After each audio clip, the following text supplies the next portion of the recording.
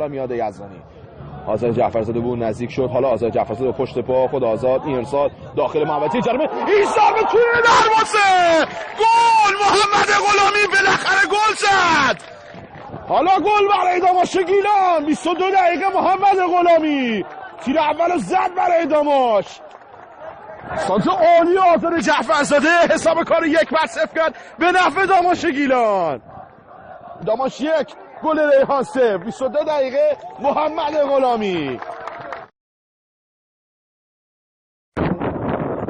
رستمی مهدوی آزاد بالاخره داماشی از زیر فشار در میان.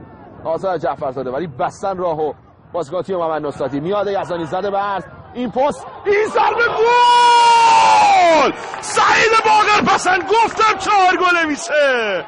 یه ضربه دیدنی از سعید باقرپسند. پاس گل میاد یزدانی. کار ترکیبی اروپایی داماشی ها داماشو به گل دوم رسون. داماش 2 گل ریحان 0. 73 دقیقه چه پاسکاری های بی‌نقصی داشت تیم مازیار ربیع‌فر و حالا داماش رو به گل دوم رسون. یه مقدار خیال داماش راحت شد.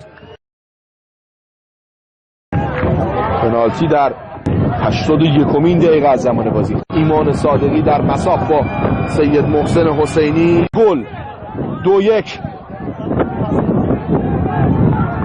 پنالتی که گل شد